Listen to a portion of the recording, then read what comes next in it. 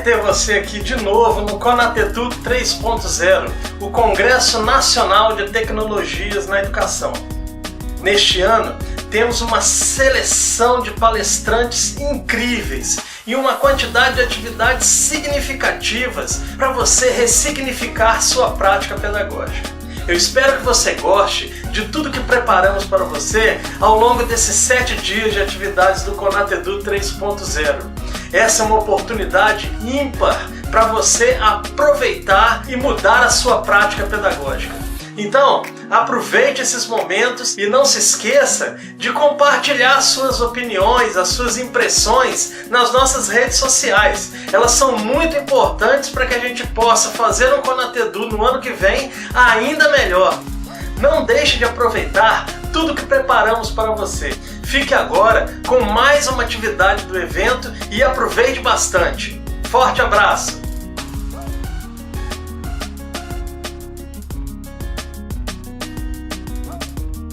Olá a todos e todas do Conatedu. É muito bom estar novamente aqui com vocês. Quero agradecer ao convite do Otávio e de todos os organizadores desse evento, que tem cada vez mais crescido e dando oportunidade a tantas vozes, a tantas ideias, a partilhas de conhecimento, de produções, enfim. Muito orgulho de novamente estar aqui e participar desse evento. Hoje eu vou falar com vocês sobre um tema que tem acompanhado os meus estudos, que chama-se educação disruptiva. A educação disruptiva, né, que tem inclusive sido tema também de outras participações que eu tenho visto, ela tem tido força nas nossas experiências, nas nossas práticas, e apesar do termo disruptivo não está aparecendo um pouco mais agora, né, não é um termo tão utilizado, né, ele é muito presente, né, em todas as nossas vidas, né, na vida de todos nós.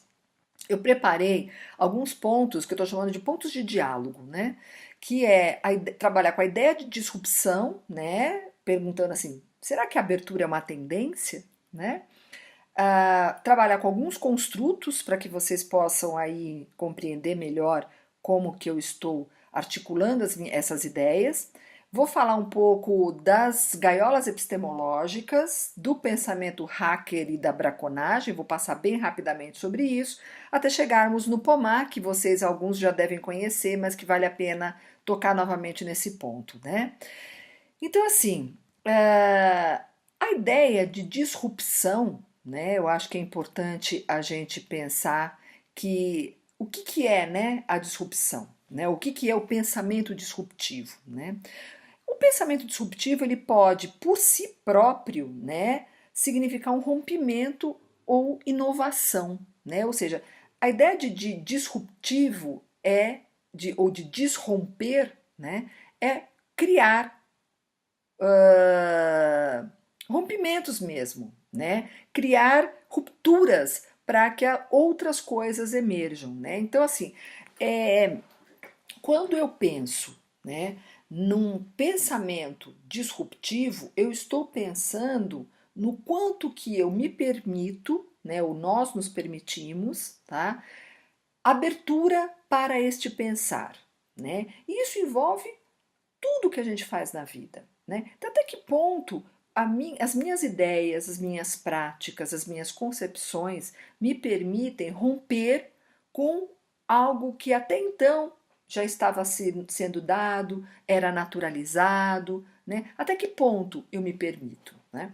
Então, desse ponto, o pensamento disruptivo ele vai criar uma nova ordem, né? Ou seja, ele vai envolver uma necessidade de uma abertura muito grande para que o novo emerja, tá? Vamos pensar um pouco no quanto essa ideia, né, ou as tecnologias disruptivas, ou o pensamento disruptivo já está presente na nossa vida, né? Todo mundo aqui sabe o que é Uber, né? E muitos de nós, se você reside numa cidade que tenha, né, esse serviço, você deve usá-lo, né? O Uber é a possibilidade de qualquer pessoa que tenha um automóvel, né, que não seja muito antigo, né, possa oferecer seus serviços de locomoção para as pessoas daquela cidade, né? Então, assim, até pouquíssimo tempo atrás, só tínhamos os táxis que faziam esse tipo de trabalho, né, de oferecer esse tipo de serviço, né? Hoje, e naquela época, se a gente falasse que qualquer um de nós poderia oferecer, né, esse tipo de serviço muito similar ao que os táxis fazem, né, e que eu ia poder chamar por um aplicativo qualquer automóvel e que isso ia me dar vantagens, como por exemplo, o preço, né, dessa locomoção ia ser menos caro, né, dispendioso do que eu usava nos táxis, eu ia falar, não, isso não existe, qualquer um agora pode ser táxi, né? A gente não ia aceitar esse tipo de coisa, ou ia achar que isso nunca ia pegar, que isso nunca ia ser possível. E hoje o Uber existe em todos os lugares, né? Praticamente em muitos lugares do mundo, inclusive, né? E aqui no Brasil também. Então, assim, a tecnologia de você chamar um carro para te locomover, né, pela cidade, e não só Uber. Uber é uma empresa, mas nós temos outras hoje, né? O próprio 99, Cabify, enfim, né? Se a gente pensasse isso, a gente não ia aceitar. Mas hoje isso é muito natural. Então, quando eu penso numa ideia, né, e essa ideia, ela me parece muito estapafúrdia, talvez ali tenha uma sementinha de possibilidades muito interessantes. Isso foi com tudo ao longo da existência humana, né? Todas as ideias que foram apresentadas em determinadas épocas, por serem tão avançadas, muitas vezes, num primeiro momento, elas são rejeitadas. Então, até que ponto, a questão é, até que ponto eu estou me permitindo ter um pensamento disruptivo? Até que ponto eu estou me permitindo ter ideias disruptivas e incorporá-las na minha vida, no meu cotidiano, né? Então, assim, vale muito a pena nós começarmos a pensar nessas possibilidades, né? Se a gente for pensar o rádio, a televisão, né? O quanto que devem ter sido também, ou foram, uma história, a gente vê isso na história, foram a princípio rejeitados ou desconsiderados, desvalorizados, né?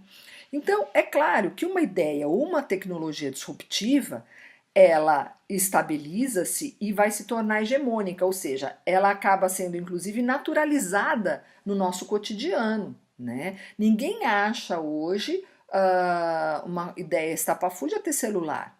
Só que há quanto tempo nós temos celulares? Há quanto tempo que a gente usa esse dispositivo móvel que faz parte do nosso cotidiano, está presente tão fortemente nas nossas vidas, né? E que passaram a não ser só um simples telefone móvel, né? Mas sim, o celular ele é muito mais do que um telefone móvel, né?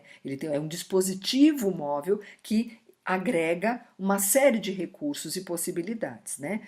Então, a gente precisa hoje, né, numa era que a gente chama de odierna, né, uma era contemporânea, a gente precisa cada vez mais se imbuir desses pensamentos abertos, né, desse pensamento do que a gente vai chamar de disruptivo, né? Então as tecnologias disruptivas, elas sempre nascem de ideias inovadoras, né? E essas ideias inovadoras, elas também se constituem por meio de trilhas que até então não eram muito possíveis ou previsíveis, né? E elas vão criando rotas, né, linhas de fuga, que mostram a flexibilidade, a maleabilidade, tanto dos recursos quanto do próprio pensamento disruptivo, né? Então, se a gente hoje está pensando em falar sobre educação disruptiva, eu já começo a dar pistas para que vocês possam, comigo, pensar nessas possibilidades, né? Então, eu chego à ideia dessa educação disruptiva por meio de uma série de construtos que eu fui fazendo ao longo da minha prática como docente, da minha prática como pesquisadora, dos estudos que venho desenvolvendo também com o meu grupo de pesquisa, que é o Grupar, que é o Grupo de Pesquisa Aprendizagem em Rede, que funciona aqui na Universidade Federal de Juiz de Fora, da UFJF. Então, mas isso não começou agora, né? Eu não começo com isso, com essas ideias mobilizadoras nesse momento, né? Isso já tem um bom tempo, mas eu tenho alguns marcos aí que me ajudam nessa construção desse pensamento, dessas ideias que eu vou falar para vocês. Então, eu faço, a partir do meu mestrado, né? Eu começo com uma ideia que eu chamo de linguagem emocional, né? Em que nessa pesquisa do mestrado que findou em 2002, né, que foi o ano da minha defesa, eu faço algumas considerações sobre a importância da linguagem que eu utilizo intencionalmente e que pode afetar o outro, né? Como que a minha linguagem afeta intencionalmente o outro, afeta e promove emoções, e essas emoções elas podem ser convergentes ou divergentes, e elas podem abrir espaços operacionais para que as pessoas aprendam, ou pode inclusive fechar tais espaços, limitar tais construções. Então, nós docentes, pesquisadores, nós temos que compreender que somos todos, nós seres humanos, somos indutores da emoção do outro. E essa potência que temos de induzir a emoção do outro pode favorecer por meio da linguagem, né, que eu estou chamando de linguagem emocional, um campo operacional propício ou não para a aprendizagem. Aí, a partir dessas ideias que eu vou trabalhando muito na formação docente, eu chego ao que eu chamo de aprendizagem integradora, porque eu fiquei muito curiosa sempre em saber como que eu aprendo, né? Eu, uma mulher adulta, professora, né?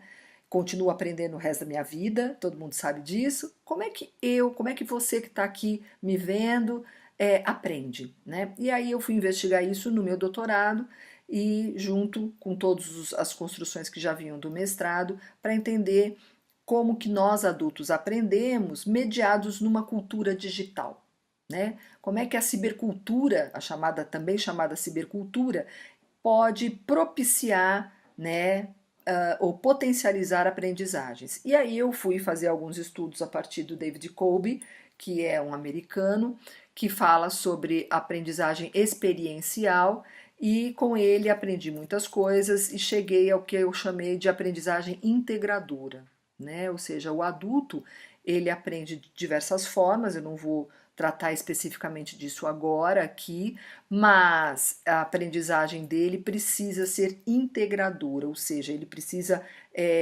criar cada vez mais possibilidades de articular, né, suas aprendizagens. Nós não aprendemos de uma única forma e vamos mudando os nossos processos de aprender ao longo da nossa vida. Hoje, se eu fizer um teste para entender como é que eu estou aprendendo em 2017, vai me dar, por exemplo, um tipo de aprendizagem, mas daqui 2 anos não necessariamente eu terei o mesmo tipo de aprendizagem, né? Eu estarei desenvolvendo essa aprendizagem, eu posso compor várias aprendizagens ao mesmo tempo. Então, na medida em que eu vou me tornando mais crítica, né, tendo mais conhecimento, produzindo mais conhecimento, mais possibilidades eu tenho de ter o que eu estou chamando de aprendizagem integradora. E como é que eu faço isso dentro dos espaços educacionais, né? No caso da docência especificamente, eu também, na minha tese, comecei a estudar as possibilidades de integrar linguagem emocional e aprendizagem integradora dentro do que eu chamei de mediação partilhada, né? Uma mediação que o processo de mediação pedagógico, pelo que eu estudo até o momento, ele é muito centralizador ainda, né? Eu tenho o mediador, que é o grande responsável. Eu, apesar de usar o Vygotsky para falar da zona de desenvolvimento proximal, o potencial, eu tenho ainda uma centralidade do professor no processo de docência, né? E aí eu entendo que há possibilidade, nós, principalmente quando trabalhamos com adultos, que é o caso da aprendizagem integradora, de trabalharmos com parcerias com os nossos alunos. Então, assim, como seriam essas parcerias, né? A partir de uma mediação que eu partilho com o meu aluno. Eu trabalho com as emergências que surgem dentro dos espaços formativos, né, da educação, né, das salas de aula, e essas emergências que sempre surgem com os meus educandos,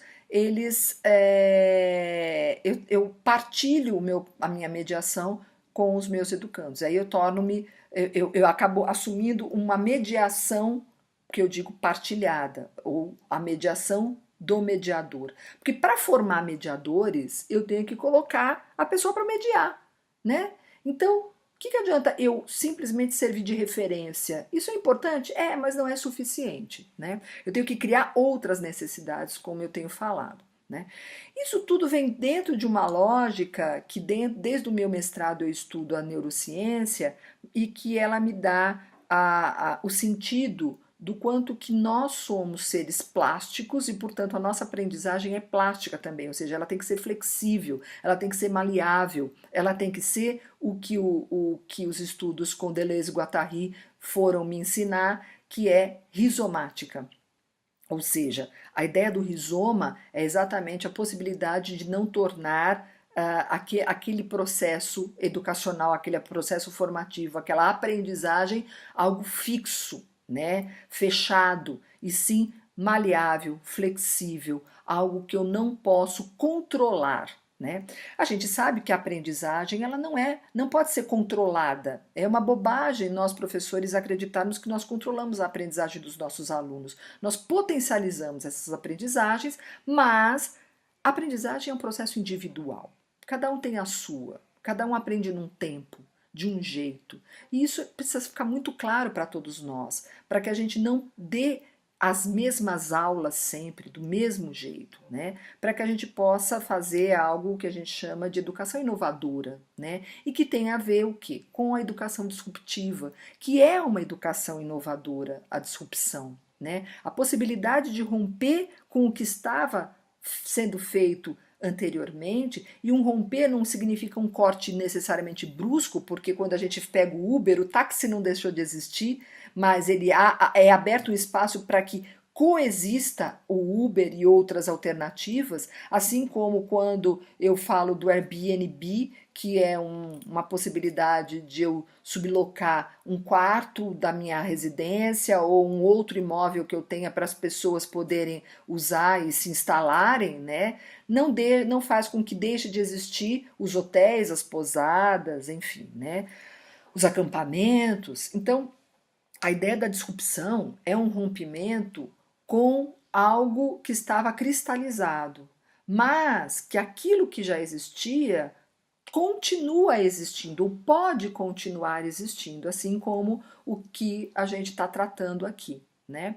Então, quando eu falo dessa possibilidade de criar redes, por exemplo, rizomáticas, né, ou trabalhar com a ideia de rizoma, é exatamente nessa criação de potencialidades, de criar possibilidades para algo diferente, para o novo, né? Bom, então, entendendo isso, eu preciso fazer o que eu chamo de sair das gaiolas epistemológicas, que é um ensinamento que o Biratan D'Ambrosio, que é um professor, um matemático, professor da PUC de São Paulo, traz com muita propriedade num artigo de 2016, que eu posso depois socializar aí com o evento, mas que ele vai falar da importância de nós rompermos com o que ele chama de gaiolas epistemológicas, né? Nós vivemos nessas gaiolas, né? Nós escolhemos os nossos pares, nós escolhemos os nossos espaços, nós escolhemos as nossas concepções, nós temos os nossos autores favoritos, né?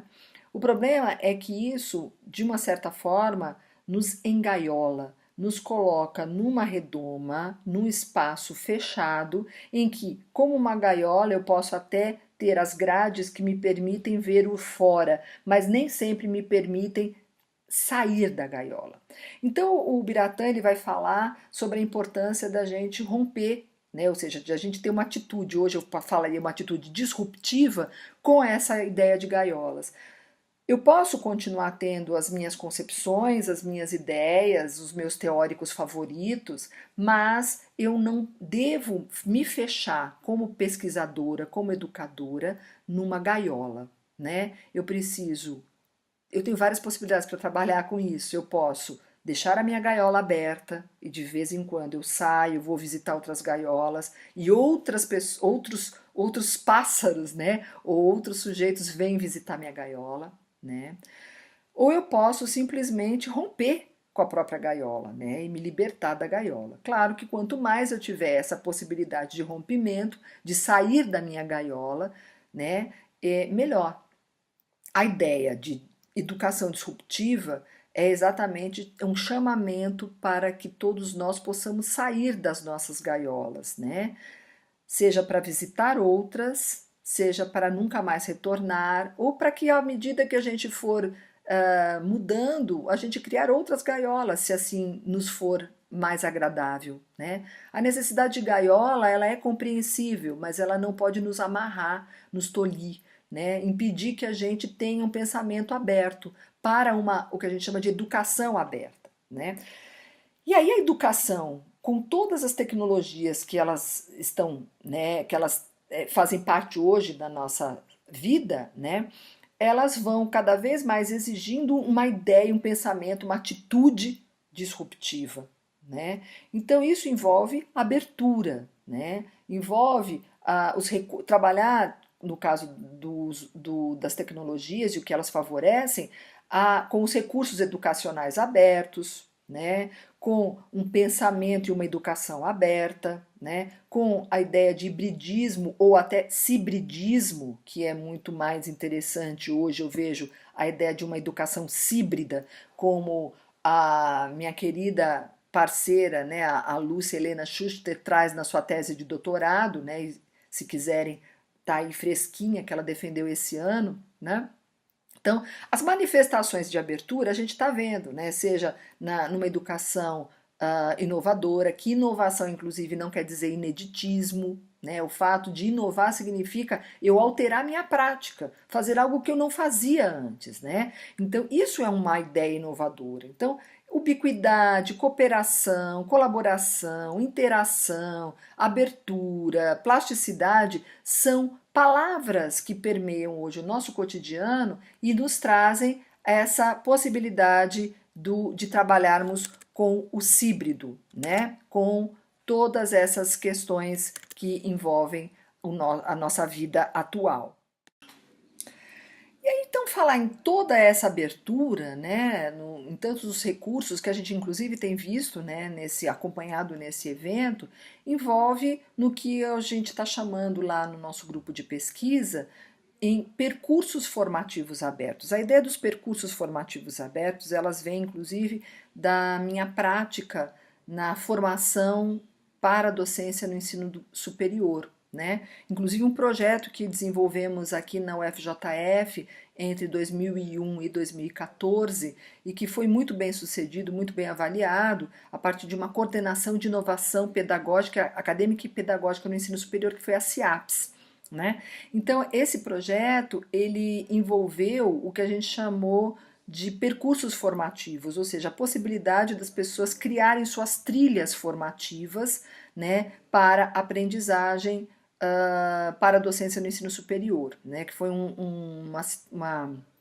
ação formativa desenvolvida pela Prograde, né, da UFJF e que possibilitou muitas aprendizagens para professores da UFJF. Foi um programa voltado para a formação para a docência dos professores da UFJF, né? Então, mas esses percursos, essas ideias, quando elas foram desenvolvidas por mim e na época pela professora Cristiane Flor, né, que é uma colega que trabalha comigo, elas fomentaram, alimentaram um pouco do que a gente estava vivendo naquele momento no meu grupo de pesquisa. E aí, então, surgiram possibilidades de pensarmos como que a gente, então, tudo que a gente estava estudando, né? Linguagem emocional, mediação partilhada, aprendizagem integradora, rede rizomática, ou seja, educação aberta, tudo que a gente estava vivendo, REA, né? Recursos educacionais abertos, como que a gente poderia materializar isso, né, num espaço formativo? E aí surgiu a ideia, então, de criarmos o que a gente chamou de POMAR, que são os percursos online múltiplos, abertos e rizomáticos. Que o POMAR, a ideia do POMAR integra todas as nossos estudos, as nossas concepções de educação contemporânea, né? Então, a ideia de trabalharmos com percursos é exatamente você oferecer ao adulto possibilidades para que ele desenvolva a sua trilha formativa, como a gente chama, né? O seu caminho formativo, e que não fique condicionado a algo que é oferecido de maneira fechada por uma instituição ou por um grupo. Ou seja, a ideia de percurso não rompe com curso, mas amplia a ideia de curso na medida em que eu faço a minha trajetória de acordo com as minhas necessidades e meus interesses. Então, o POMAR não é um curso, né? Porque ele não tem uma estrutura curricular fechada, os pomares, como a gente diz, um pomar pode estar dentro do outro, ou seja, é você criar espaços abertos, com materiais, com espaços para debate, com recursos diversos, tá? Em que as pessoas possam alimentar esse espaço e alimentar com outros recursos e com discussões, né? Então trabalha com todas essas concepções que eu acabei de falar, né? E vai trabalhar também principalmente com a proposta de que a gente chama de educação aberta. Eu não vou poder aprofundar muito aqui, mas vocês podem pegar os percursos ou estudar um pouquinho mais essa proposta, né? Nos textos que eu tenho publicado, né? Eu tenho publicado vários sobre isso também, né? Mas vou explicar um pouquinho melhor o que são os pomares, né? Então, percurso, né? O P de pomar, ele tem a ver com percursos, em que cada participante num pomar, ele deve criar seus próprios trajetos, da forma que ele quiser. Ou seja, eu entro num ambiente formativo, criado da forma como eu quis criar, né? E eu começo por onde eu quiser, né? Eu tenho lá um monte de possibilidades, um monte de material. Esses materiais, eles são criados com várias concepções, de diversas formas. Então, desde vídeo até textos, até slides, áudios, enfim. Tem vários recursos e materiais e eu vou ver o que eu quero acessar e como eu vou acessar e no tempo que eu quiser acessar, né? O O de pomar, né, quer dizer online, né? Ou seja, para eu criar um ambiente desse, o ideal é que ele esteja no espaço online, ou seja, num espaço em que as pessoas estejam conectadas, né? Então é online, digital e em rede, preferencialmente, né? Não é exclusivamente. Mas são espaços, então, que a gente cria como espaços transformativos, né? E que devem ser produzidos e disponibilizados nas redes, porque como é um espaço produzido para as pessoas e com as pessoas, né? Nada melhor do que ele estar sendo oferecido em rede, né? O M quer dizer múltiplos, múltiplos no sentido de possibilitar níveis diversos de intensidade, de aprofundamento das temáticas e conteúdos ali disponibilizados, e também das ideias, dos percursos, das possibilidades e do que a gente vai chamar de devires. Então, assim, a multiplicidade, a ideia de multiplicidade, ela precisa estar presente no pomar, né? Ou seja, eu não posso fechar essas ideias, porque senão eu estruturo num curso. E já existem cursos, e os cursos são importantes, mas não é essa a ideia que a gente quer desenvolver. O A de pomar quer dizer abertos, e aí entra a concepção de educação aberta, né, do pensamento disruptivo, em que qualquer pessoa possa participar. Um pomar ele tem que ser aberto a qualquer pessoa que tenha interesse em estudar ou desenvolver e produzir a partir daquela temática. Então, não devo, pelo menos, fechar em concepções, não devo fechar o ambiente de forma que tenha pré-requisitações, né? Por quê? Porque quanto mais abertura, melhor. Por isso que a ideia de uso do REA, dos recursos educacionais abertos, eles estão muito conectados à ideia do pomar, né? Porque ele deve ser criado, compartilhado, ampliado, atualizado por todos os usuários. Ele é aberto. Então, eu fiz o meu pomar, mas na medida em que eu coloco ele à disposição das pessoas, as pessoas se tornam meus parceiros, minhas parceiras, ok? Rizomático, porque se dão por meio, ou devem se dar por meio de redes rizomáticas, porque tem que ser dinâmicos, flexíveis, plásticos, não possuir um único padrão, né? Então, ou seja, o pomar não é um ambiente, né, específico, ele é uma ideia para produção de ambientes. Então, isso tem que ficar muito claro também. Eu não posso achar que o pomar, por exemplo, eu criei pomar, vocês se forem dar uma busca no Google, por exemplo, vocês colocam lá pomar docências, que é o primeiro pomar que a gente criou, é um protótipo, né, que está, claro, em construção, porque o pomar sempre está em construção, né, e eu criei com os recursos tecnológicos que eu tinha disponíveis, que eu tinha à disposição. Cada um pode criar com o que quiser. Por quê? O pomar, ele vem de uma ideia para se criar espaços formativos, né, abertos. Então ele rompe com qualquer fronteira, ele rompe com a ideia de limitação, ele espera romper com a ideia de limitação, né? Ele está ali para fomentar a produção de conhecimento coletivo e por isso que aí, voltando então nas gaiolas epistemológicas, ele é um convite para que você rompa com a sua gaiola epistemológica, né? E que você rompa com um modelo estruturado, fixo, que você trabalhe com a ideia de abertura, de autonomia, né? Então, assim, essas ideias que são ideias disruptivas para uma educação disruptiva contemporânea. Então, mais do que falar de uma educação disruptiva, eu quis também apresentar uma proposta disruptiva e nada melhor do que trabalhar com o pomar e que vocês desenvolvam aí muitos pomares, né, nos espaços que vocês atuam e que socializem com todos nós, tá? E então eu vou socializar, vou pedir para que os organizadores do Conatedu ofereçam para vocês os slides que eu preparei, mas fiquem aí com um abraço bem apertado e eu estou à disposição para conversarmos mais sobre pomares, sobre frutos, sobre flores e gaiolas e que elas sejam cada vez mais abertas. Um grande abraço, muito obrigada a todos e todas.